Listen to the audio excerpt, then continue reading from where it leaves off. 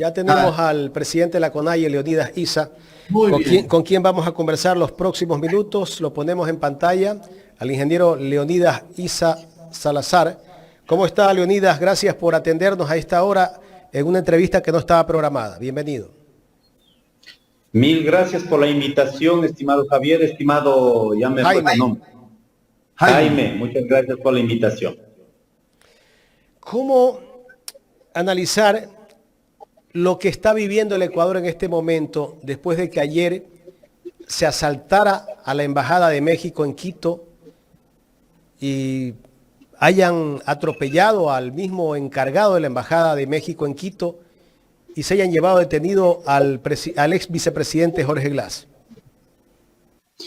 Bueno, primero creo que hay que respirar profundamente, ecuatorianos, inhalar, para no acabar actuando con la barriga como lo ha hecho el presidente de la República.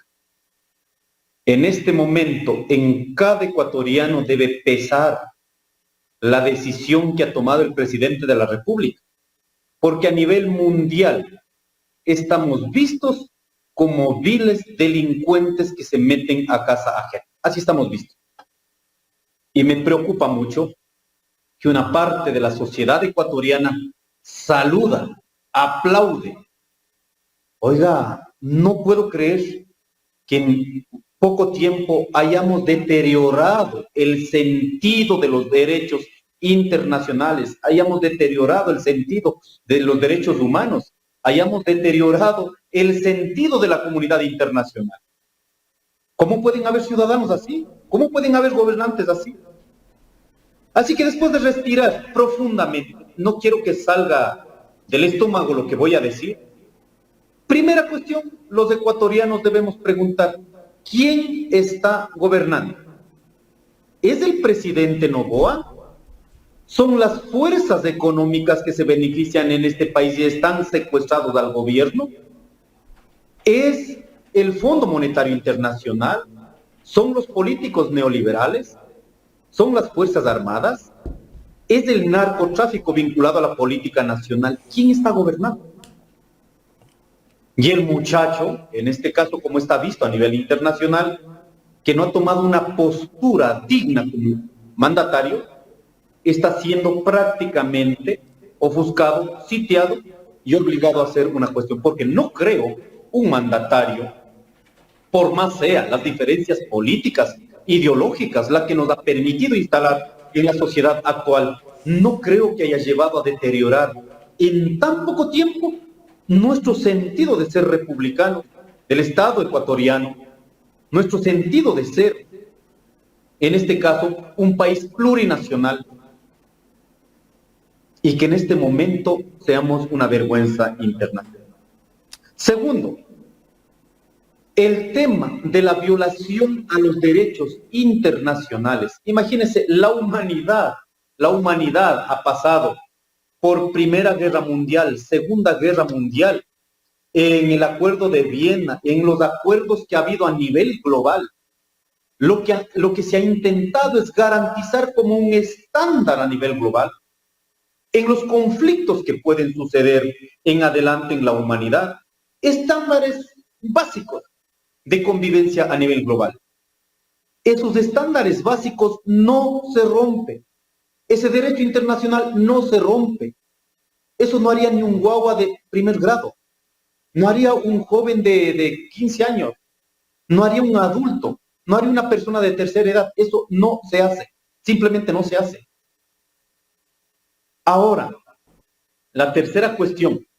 Aquí se pretende seguir instalando la idea del correísmo, anticorreísmo, a partir del odio. O sea, los que en este momento estamos defendiendo la postura de la soberanía nacional en relación a la soberanía de otros países, resulta que están defendiendo al delincuente de Jorge Glass. ¿Se puede imaginar un nivel básico de análisis del derecho internacional? Miren, hay procesos que tiene cada Estado. Si en este momento había una decisión frente a la situación del ex vicepresidente Jorge Glass, pero asimismo hay una normativa que el Estado ecuatoriano firmó a nivel global. En este caso, si no estaban de acuerdo con el asilo político, que es uno de los estándares a nivel internacional, pues entonces se tenía que seguir con el debido proceso. ¿Cuál es?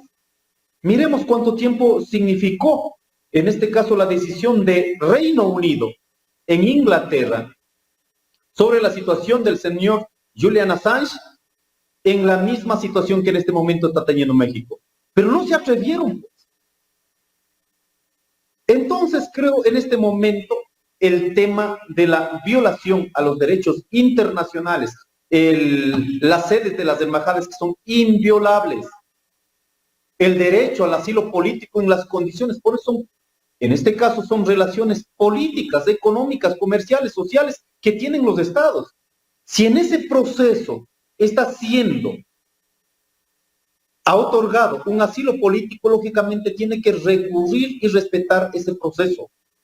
Y los ecuatorianos, si estamos ofuscados en que la justicia ecuatoriana haga respetar de los que están identificados con actos indebidos, delincuenciales, lo que quieras, pero no lo vas a hacer rompiendo el derecho internacional.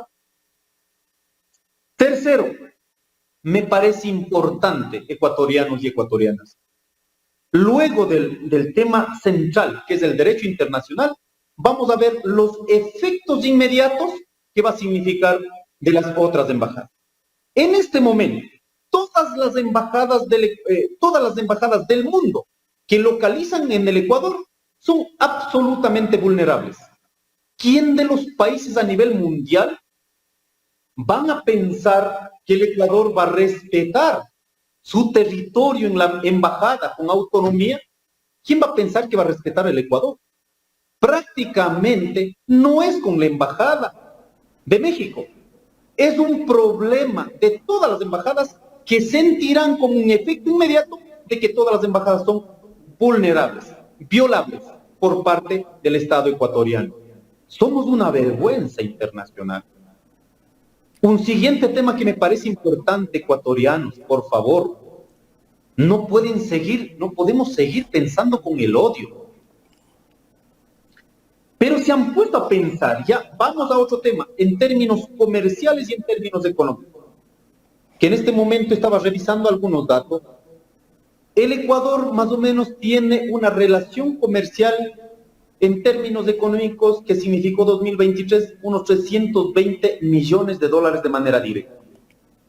Banano, camarones, flores. ¿Se puede imaginar en este momento? No será de noche a la mañana el efecto, porque en este momento está roto las relaciones. No será de noche a la mañana.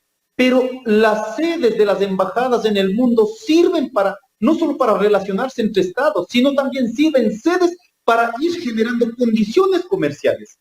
¿Y ahora cómo vamos a generar aquello? Entonces, en términos comerciales, en este momento trágico de la economía ecuatoriana, ya vimos el impacto inmediato de las relaciones diplomáticas con Rusia. Lo que pasó, asimismo, por el sometimiento a las políticas de orden que puso el Fondo Monetario Internacional aquí, con el ejército norteamericano. Ya vimos el efecto inmediato. Ahora, el efecto que va a causar en la economía en este momento que estamos en crisis, o sea, no está pensando absolutamente nada. O sea, solo porque garantizo que mis bananos están exportando a Europa, pero los bananos de los otros actores económicos de este país están vendiendo a México, no hay ningún problema para él. Oiga, debe tener una consideración mínima sobre la economía de los ecuatorianos. Un siguiente tema que debe ser de preocupación nacional por los efectos de la misma política de estos grupos que han acabado con el Ecuador. Hay un fenómeno migratorio. ¿No será de preguntar al presidente Daniel Noboa cuántos miles de hermanos ecuatorianos están en situación de tránsito por México? ¿Cuál va a ser la situación de aquellos? ¿No será que aquí solo va a ser una reacción diplomática entre las cancillerías? ¿O acaso va a ser trasladada incluso la reacción hacia los ciudadanos? Ciudadanos mexicanos, ciudadanos ecuatorianos. ¿Cuál va a ser esa relación? Es que es una cuestión de dignidad de cada pueblo, de cada estado, de cada miembro de los estados, de cada ciudadano de los estados. Los miles de hermanos ecuatorianos en este momento en situación vulnerable en México, ¿cómo van a ser tratados? Si en la norma internacional, por estas relaciones diplomáticas, si no está haciendo un proceso legal, ¿no es cierto? La migración que en este momento impera a nivel continental, hasta tienen el derecho humanitario de hacer devolver nuevamente a los ecuatorianos, ¿cierto? Pero si en este momento no tenemos ni siquiera esas condiciones, ¿cuál va a ser la situación de nuestros hermanos migrantes en suelo mexicano? Y para desgracia, es el territorio que tiene absolutamente control en la frontera con Norteamérica. Un siguiente tema que tiene que ser de análisis ecuatorianos es la posición del gobierno nacional, una actitud de prepotencia, una actitud dictatorial y en términos morales, una actitud altamente fascista. Este es el componente de una política de derecha, de una derecha radicalizada, y por lo tanto creo importante trasladar este debate a nivel del Ecuador. Y finalmente, nosotros hemos preguntado, yo de verdad toda la noche mirando, viendo qué dicen nuestros hermanos ecuatorianos, ecuatorianas, no hemos podido ni siquiera descansar. ¿Cómo es que podemos tener gobiernos así? Si esto hace a una embajada, imagínense, a una nación soberana, autónoma, si esto hacen con una embajada, con un país como México, ¿se pueden imaginar lo que pueden hacer con los pueblos indígenas en nuestros territorios? Solo imagínense, si a una embajada, a un país hermano, soberano, pueden inventar cualquier cosa para en este caso salir a decir que el gobierno nacional tiene la razón y tiene el derecho de hacer lo que hizo. ¿Se pueden imaginar, ecuatorianos, qué nos inventarán a los dirigentes para contrarrestar a sus adversarios? No les sorprenda, ecuatorianos, estarán construyendo relaciones con el narcotráfico, relaciones con la minería ilegal, que ya hemos denunciado algunos tiempos atrás. Seguramente lo van a hacer porque tienen una actitud fascista. Y esto no es Leonidas, un saludo también desde acá. Gracias, Javier. Muchas gracias por aceptar esta invitación, Jaime. Permíteme, porque... Javier, antes de que vayas con la pregunta a Leonidas Issa, perdón que te interrumpa, sí, déjame agradecer a Omar Novoa, que ha hecho un gran super chat, y agradece a Jaime, Carla, Gustavo, Gabriel, Jorge y a ti, Javier Lazo. Gracias. Leonidas, digo estas palabras tuyas, que las he seguido con muchísima atención, y que hacías esta invitación a inhalar, a respirar, para que no sean nuestras vísceras las que hablan, ¿no?, sino en nuestra cabeza, por donde se supone simbólicamente que pasa la reflexión, el pensamiento, las ideas. Yo creo que eso, yo lo aplaudo, sinceramente, y me conmueve, porque viene de un personaje como tú, que está vinculado a la tierra, y esa tierra es la que da esa sabiduría, Leonidas. Así que me felicito y te agradezco, ¿no? Me felicito por la pequeña paciencia que debimos tener, porque decíamos, tenemos que tenerlo a Leonidas. Hay que escuchar lo que piensa una cabeza de la población indígena. No es cualquier cosa nuestra población indígena. Si un ser humano no es cualquier cosa, más aún un movimiento como la Confederación, la CONAIE, ¿no?, de nacionalidades indígenas del Ecuador. Después de todas las razones que has dado, y que quizá has sido tú como la síntesis de todo lo que hemos escuchado a lo largo de esta mañana, me preguntaba, ¿te sumas tú, Leonidas? Y esta última reflexión que hacías es durísima, es dolorosa, porque es verdad, se atreven a eso con un país como México, ¿A qué nomás se pueden atrever con una organización como la CONAIE?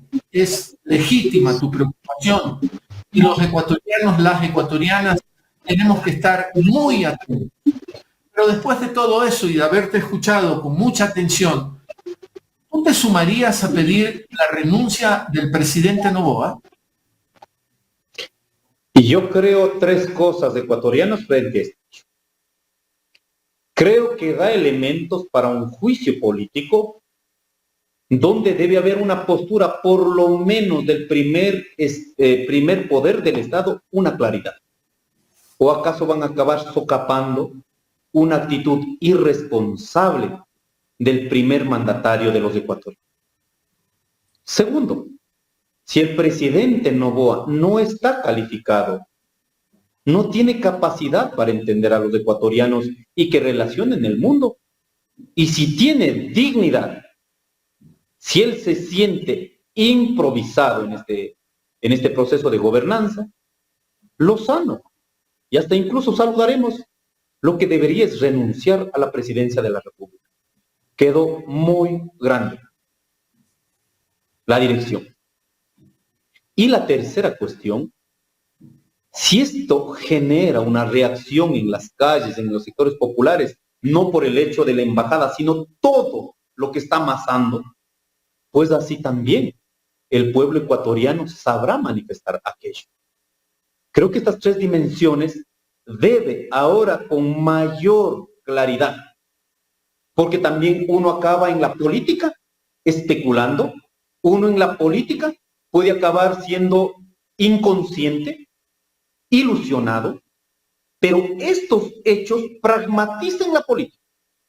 Y en este momento debe haber un rechazo rotundo a la consulta popular. ¿Por qué? No se puede dar poder a los fascistas, no se puede dar poder a los que no pueden gobernar y relacionar con el mundo, no se puede dar poder a los que no están viendo el problema económico que han generado, no se puede dar poder para que continúe si van a acabar con nuestro país. Yo creo firmemente, ecuatorianos, aquí ya no pasa, imagínense utilizando las Fuerzas Armadas para actuar como delincuentes, con nuestros recursos pagados, con el 15% del IVA, con nuestros recursos para violar territorio ajeno. O sea, si no, esto no queda en la cabeza de los ecuatorianos. Por favor, no podemos llamarnos ecuatorianos. ¿Cómo es que utilizan las Fuerzas Armadas, la Policía Nacional, con el cuento de la inseguridad para actuar como viles delincuentes frente a otros estados?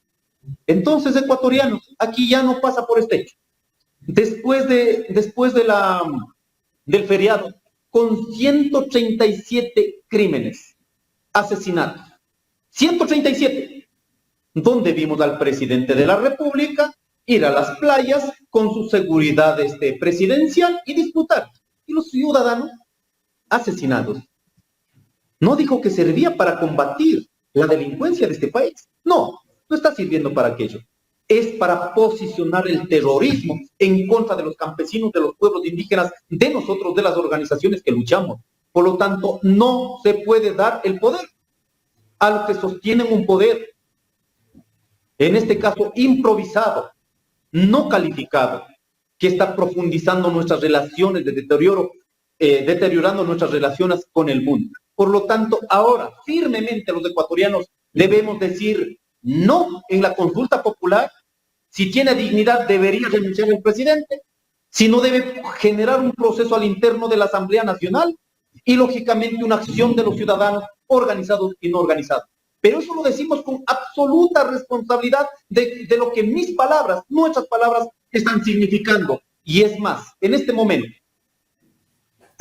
como siempre ha sido utilizado el show, en este momento se encuentra en la provincia de Imbabura, utilizando los símbolos sagrados, nuestra dignidad sagrada como pueblos indígenas, asumiendo una supuesta vara de mando, donde ¿qué está pretendiendo? A través de la Secretaría de Pueblos y Nacionalidades, entrar a destruir, a dividir nuestras estructuras organizativas. Vamos a tomar una decisión absolutamente firme, como lo han visto los ecuatorianos. frente a la actitud de cierta gente que están vinculados y apoyando a las políticas fascistas neoliberales que están dañando a los territorios de todos los ecuatorianos. Así que esto tomaremos decisión en la siguiente reunión que vamos a tener como Consejo Ampliado de la CONAIE. Tú decías en una conversación que tuvimos hace poco al aire que ya ni siquiera parece que la intención es la elección para 2025, sino por la intención sobre todo es terminar de consolidar el proyecto neoliberal en el Ecuador, que es inhumano, que no piensa en la gente, que empobrece. No hay un solo ejemplo en esta tierra de éxito con las políticas neoliberales. En todos los lugares fracasó el neoliberalismo. En Rusia fracasó el neoliberalismo. Y entonces parece ser cierto la reflexión que tú también hacías. El objetivo principal es consolidar el neoliberalismo, Leonidas. Totalmente de acuerdo. Aquí las fuerzas del poder mundial están jugando tres cosas. Escuchemos lo que dijo una personaje de la política norteamericana, me parece, que Norteamérica debe recuperar el patio trasero de los países que representan los países latinoamericanos. Entonces, como ahora hay un conflicto mundial geopolítico, del control del poder geopolítico, ¿cierto? Necesitan a Latinoamérica no para que desarrollen, no para que sus ciudadanos sean felices, no para que los recursos naturales de sus territorios puedan disfrutar los ciudadanos, no. Necesitan para el control geopolítico. O sea, en el Ecuador que hayamos cedido soberanía en materia militar, no es porque van a venir a ayudar controlando o combatiendo el narcotráfico. Si eso fuera intención de Norteamérica, en su país, uno de los consumidores más grandes de la cocaína, de la droga en su país, hubiéramos tenido noticias de que han generado políticas de control. Si solo controláramos el 40% del consumo del mercado norteamericano, les aseguro que las economías vinculadas al narcotráfico, a la economía ilegal, seguramente se desplomarían, pero no lo hacen, porque saben que son beneficiarios de esas políticas, de esas economías ilegales, del narcotráfico, del crimen organizado a nivel mundial. Yo también analizaba, aquí no hay dos sistemas económicos. No es que un sistema económico, ¿no es cierto?, a nivel mundial que sea mucho más fuerte que el sistema capitalista y este sistema de los narcotraficantes, de la droga, de todo de la economía ilegal. No existe. Hay un solo sistema económico. Se llama el sistema económico capitalista. Todo lo que pasa en nuestros países de tercer mundo, lo que pasa en los países de tercer mundo, solo miren ustedes, ecuatorianos, entren a Google y vean los 14 multimillonarios donde está amasado todo, con plata de recursos legales, ilegales, está allí. Y a nosotros nos hacen creer diciendo que estamos peleando con el narcotráfico.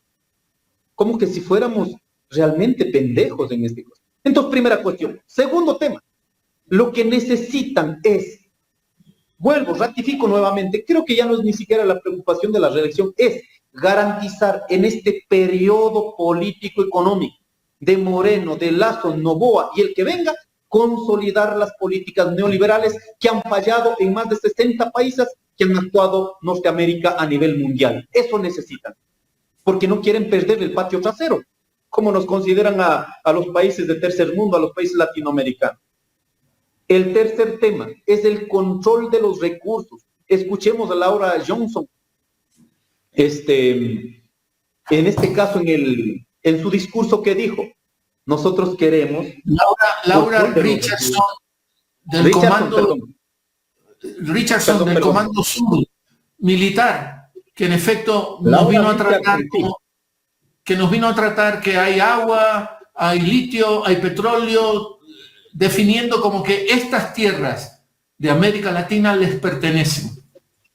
Así es, rectifico, Laura Richardson, así es, del Comando Sur militar, dijo, ¿no es cierto?, el interés latinoamericano es control de recursos naturales, significa petróleo, minería, pero objetivamente recursos hídricos. Sí. en donde está acentuado el manta freática más grande del mundo, la zona de Guaraní, donde están 3 países colindados. Es la reserva en la zona freática más grande del mundo, el agua. Entonces, por lo tanto, en este momento que pasamos a un estrés hídrico a nivel mundial, ¿dónde lo van a tomar? Lo van a tomar de estas cuencas. Y no lo van a tomar como un beneficio. Escuchen, ecuatorianos, no lo van a tomar como un beneficio del agua como acceso a un derecho. No, lo van a tomar como mecanismos de comercialización del agua. O sea, privatización de los derechos al acceso al agua. No están mirando de esta manera. Y la tercera cuestión dijo, control con las bases militares para no permitir la injerencia de otras potencias a nivel mundial. Ratifico, hermanos ecuatorianos, no podemos pensar con la barriga, debemos analizar. Es una situación jodida para los ecuatorianos, pero desde lo peor que estemos, necesitamos elevar el debate. Somos pueblos de paz, somos pueblos que desarrollamos, pero también articulamos en nuestras economías a nivel continental. Se puede imaginar, para bien o para mal, Unión Europea se unieron como europeos, para bien o para mal. Si uniéramos los latinoamericanos, si uniéramos todas nuestras economías, seguramente hubiéramos tenido condición para debatir, para confrontar, para disputar economías a nivel mundial. Pero no, ¿saben qué hacen con nosotros? Van poniendo gobiernos como títeres, tipo Argentina. Pucha, que hable lo que tengan la gana, pero que esté articulado un poder mundial. Van y ponen presidentes en nuestros países para tener de muchachos obedientes. No tenemos dignidad, no tenemos soberanía. Yo sueño con una Latinoamérica, con una Via Yala, que se ponga de pie y con dignidad digan, estos somos la región, tenemos recursos naturales, tenemos economía, tenemos nuestro sistema de producción, muy bien, nos respetamos a nivel global con otras regiones económicas que pretendan imponer sobre nuestras políticas territoriales, pero no la tenemos. Gobiernos totalmente sin dignidad, bajados la cabeza y solo están pensando en sus negocios para sus beneficios. Compartimos esos sueños, Leonidas, y agradecerte muy de veras el haber aceptado. Es una transmisión especial, producto de esta emergencia, de esta crisis, así que no tuvimos tiempo para concertar de otra manera este encuentro, pero agradecerte mucho tu predisposición para conversar con la gente, con la ciudadanía ecuatoriana a través de Ecuador en directo, Leonidas. Muchísimas gracias. Muchas gracias. Nuevamente reitero la reflexión a los ecuatorianos. No podemos seguir situados en el odio, porque he visto en toda la mañana saludando posiciones totalmente desubicadas. Podemos tener limitaciones en nuestra formación, podemos tener limitaciones en nuestra educación, pero eso no nos convierte en estúpidos, en ignorantes, no nos convierte a los ecuatorianos. Todos los ecuatorianos, por más limitados que han sido nuestros recursos, nuestra educación, por más limitados que han sido, siempre hemos tenido lo mejor, la dignidad y el respeto al resto.